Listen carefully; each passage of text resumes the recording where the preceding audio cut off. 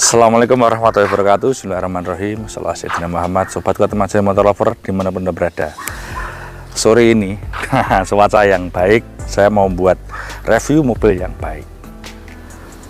Kenapa mobil ini saya katakan review mobil yang baik? Kalau teman-teman butuh mobil yang untuk city car, untuk daily use, dipakai harian, ngantar anak sekolah ke kantor deket-deket, dan kadang-kadang juga bisa dipakai jarak jauh. Dan daripada beli LCGC sekelas Ayla Agya yang dengan harga, ya Ayla Agya sekarang kan juga di harga sekitar 90 juta ya. Ini loh, yang sebetulnya mobil ini mobil terkenal, yaitu Honda City generasi kelima. Tapi banyak orang yang tidak tahu. Dikira mobil ini mahal, enggak ya. Mobil ini cuma 90 jutaan. Mobil ini tak jual 95 juta, boleh nego. Tahunnya 2010, pajaknya lo hidup. Ya, pajaknya hidup, platnya N daerah Malang Raya, sekitar sinilah pokoknya. Saya lupa N-nya daerah mana, pokoknya sekitar sini daerah, nggak jauh dari tempat saya. Seperti apa mobilnya, ikuti video berikut.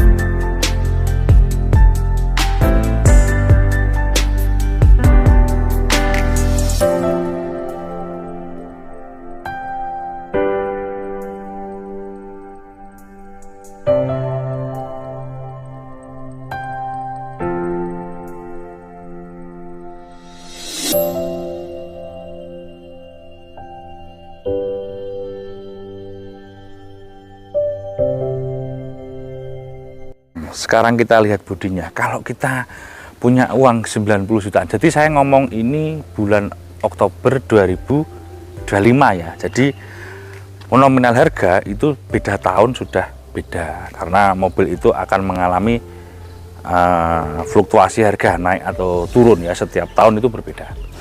Ya bedanya nggak banyak tapi tetap berbeda ya. Dengan uang di bawah 100 ya, 90 sekian juta, kalau kita beli Agya ya dapat 2015. Ini 2010. Teman-teman bisa lihat bodi depan, tampangnya cukup futuristik.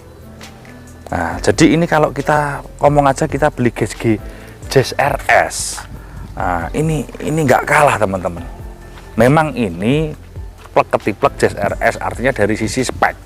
Tapi bedanya ini dia versi sedan gitu ya. Jadi Jazz itu diambil basicnya dari City ini. Jadi mesin sama, plug L15. Jadi dari desain lampu depan ini cukup ya, bisa nggak kalah lah ya, cakep. Terus teman-teman bilang efisiensi, mobil ini bisa ketemu 1 liternya bisa ketemu 15. Tergantung kakinya, sekolah nyetirnya gimana. Jadi bisa ketemu 12, 13 atau di angka 15 ke atas per liter per kilometer ya. Jadi efisiensinya cukup dapat. Sekarang kita lihat dari samping.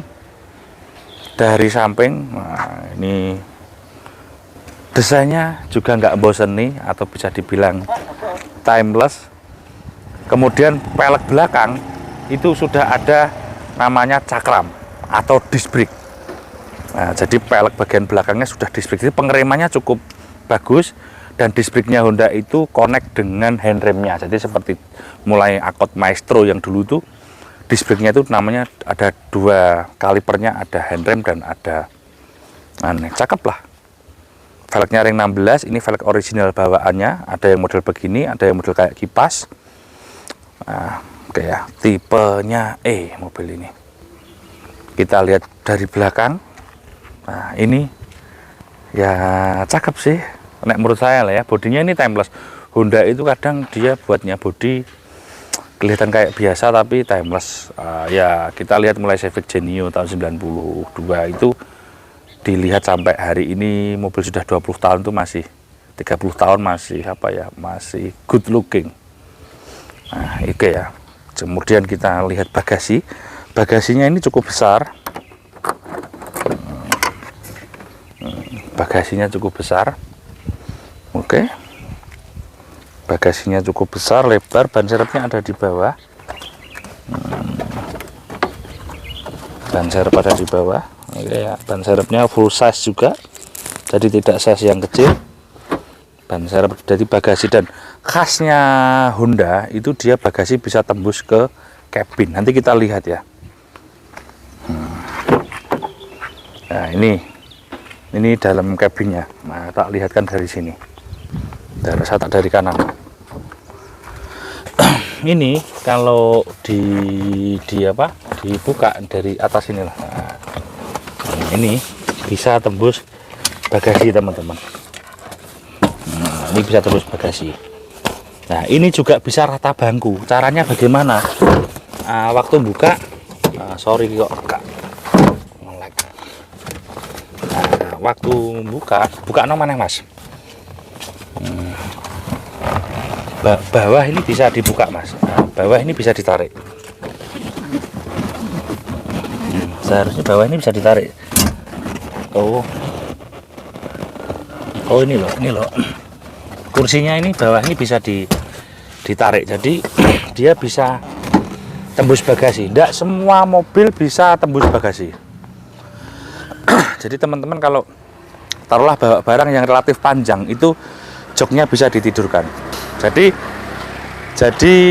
punggungnya jok itu itu juga pembatas antara bagasi dan ini. Jadi nggak ada platnya.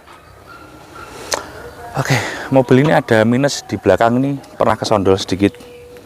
Nah, ini kalau di saya tetap tak ceritanya kayak gitu. Kalau dari luar gini nggak kelihatan, cuma aman aja karena kalau sondol belakang itu kan nggak ngefek di sistem penggerak karena di atas dia. Beda kalau sama depan. Kalau ke depan bahaya. Oke, kita lihat ini.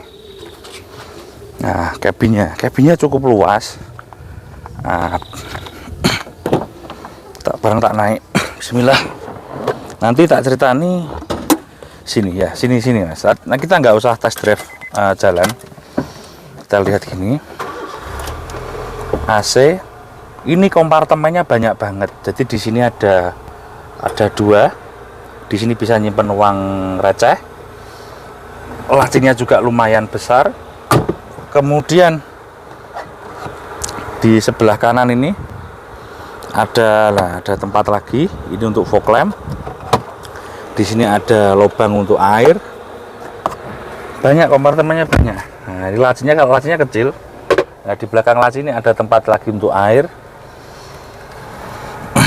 Oke ya, jadi gini, kilometer 148.000 mobil ini tahun 2010. Saya buat review sekarang 2015, berarti low KM. 1 tahun tidak menyentuh angka 10.000. Untuk audio sudah gantian memakai Android ya. Aslinya kan belum Android. Wah, overall yang lain biasa aja. Cuma kalau kita daripada kita beli anggap aja LCGC, kalau saya mending beli City ini. Kenapa? Sama-sama efisien. Mobil ini dicoba larinya enak, dashboardnya ini rendah, ini kelebihannya. Dashboard rendah, jadi seperti per plug seperti Jazz RS ataupun GK. Jadi Honda ini dashboardnya rendah, terus kemudian mesin yang depan tuh agak menjorok ke dalam. Nah, jadi apa ya? Visibilitasnya cukup bagus. Mobil ini sudah tak test drive, hasil test drive-nya lumayan. Yang kita dapatkan yaitu dari sisi efisien. Jadi kalau dari sisi efisien, mobil ini saya test drive efisien. Nah, tadi bisa ketemu bisa 12, 13 sampai 15 km bahkan lebih. Kalau kita kakinya sekolah, kita makainya nggak suka becek gas, itu bisa 15 up. Tapi kalau kita untuk yang manual ya, untuk yang matic ya kurang lebihnya sama di angka 1 liter 13 kilo. Itu angka yang cukup efisien, mendekati LCGC, tapi kenyamanan kita jauh lebih dapat di sini. Kalau suara kaki suruh diem nggak bisa. Jadi ini saya menemukan kelemahan kalau kita coba test drive itu dari belakang. Nah, bagian belakang itu suaranya ada bunyi masuk. Loh. Tekan dile. lapangan. Oh, lapangan masih bisa main. Ini anak saya yang paling kecil ini. Nomor 4. Nah, iya hilang pulang sih. Man. Iya nggak apa-apa. Mandi sebelum asar kamu, sholat asar. Habis sudah sholat. Nah, ini anak saya yang paling kecil ini. Masuk anak, nggak apa-apa. Nggak apa-apa, dibuka gini loh dari pinggir gini. Nah. Tak coba itu ke kedapan cabinnya nggak masuk lah, kurang. Itu saya nyoba di Civic, di HR-V itu sama, apalagi di City.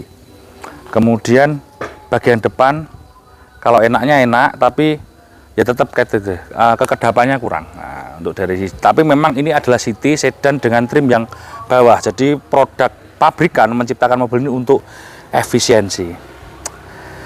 Engine sama dengan Jazz, sama dengan Frit, sama dengan City. Jadi L15 kalau saya nggak salah kode engine-nya. Kalau salah mohon maaf ya. Ingat saya L15 kode mesinnya. Tapi kalau di Honda Freed mobil begini nggak enak. Mesin ini nggak enak kalau di Honda Freed. Nah, kenapa? Karena Freed lebih berat, lebih panjang, lebih besar. Akhirnya bobotnya dari bobot mobil jadi nggak enak.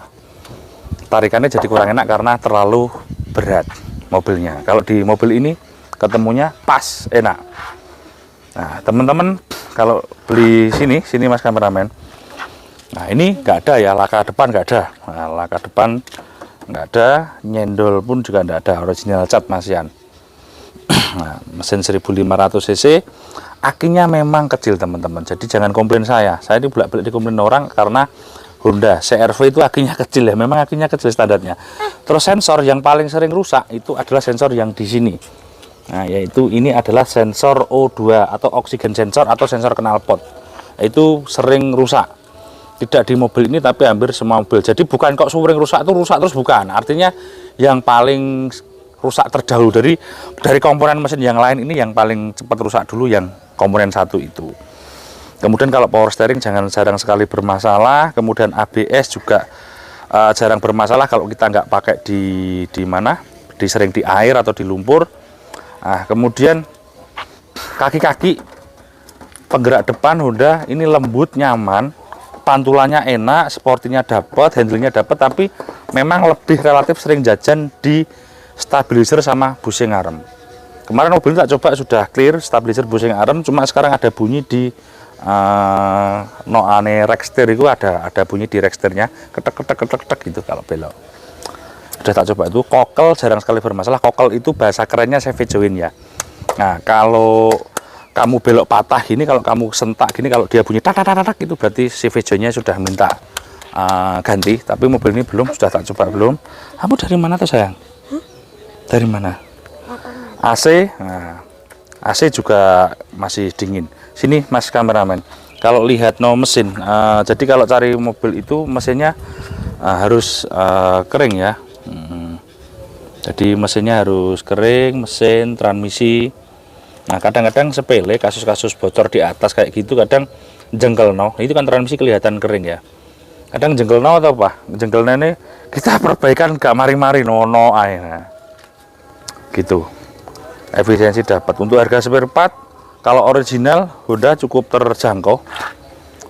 Mungkin mobil ini kalau di Toyota kita bandingannya dengan Vios ya.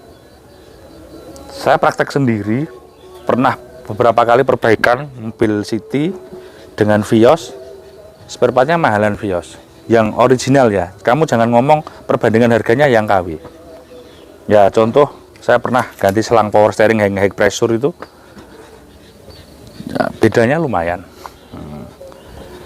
Kalau yang overall yang lain kayak master coupling atau apa itu ya biasalah, nggak yang mahal-mahal banget. Jadi ini termasuk mobil yang efisien.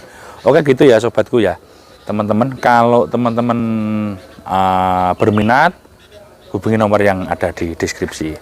Untuk brand mobil yang lain, pastikan sebelum beli mobil cari referensi penjualnya. Hati-hati, ini saya hampir setiap minggu, enggak setiap hari tapi hampir setiap minggu, seminggu minimal seminggu sekali itu ada orang curhat ke saya ketipu dalam jual beli mobil. Ketipunya tidak kok kadang uangnya hilang tidak. Jadi ketipu itu tidak hanya kita beli mobil, uang kita keluar uang nggak dapat mobilnya, bukan di situ. Ketipu itu ketipu tenaga, ketipu atine. Ketipu tenaga kayak piye? Ketipu tenaga itu kita sudah jauh-jauh ke sana ternyata mobilnya nggak ada. Kadang ternyata ada indikasi penipuan segitiga, kadang iklan yang nggak sesuai. Mobil iklannya, misalnya mobil ini kan saya jual 95 juta pajak hidup, ada iklan lain di Facebook misalnya harganya 75 juta, kan selisihnya lumayan banyak. Ini kalau untuk orang yang awam itu pasti dia akan datang yang di harga 75 juta itu, padahal itu logikanya nggak mungkin ada orang jual mobil begini di angka 70 jutaan kalau pajaknya hidup, mobilnya genah. Nah itu dia datang, hal-hal yang impossible itu dia datang. Akhirnya kan kalau nggak ketipu tenaga ya ketipu hatimu. Jauh-jauh pajaknya mati 5 tahun, 7 tahun nggak diceritakan, mobilnya laka nggak diceritakan, mobilnya bermasalah di transmisinya nggak diceritakan. Ingat, benar-benar mobil kayak transmisi gitu uang 10-15 juta masuk dan itu belum tentu hasilnya perfect. Jadi gitu ya, jadi kecewa. Wah, ini saya setiap seminggu sekali lah ada orang cerita ke saya gitu. Waktu saya duduk-duduk gitu, ada nyamperin, Pak saya habis dari sana, gini, Bapak bisa bantu jual mobilnya, cerita ke saya gitu. Lah kembalikan lagi ke penjualnya. Waduh Pak, wis kabur. Hati-hati ya, cari uang itu tidak mudah, ekonomi Indonesia seperti ini. Hati-hati, save your money. Jaga hartamu, jaga keluargamu. Ya sayang. Ayo mandi habis ini. Kamu belum mandi ya? Gitu, terima kasih. Salam sehat selalu. Assalamualaikum warahmatullahi wabarakatuh.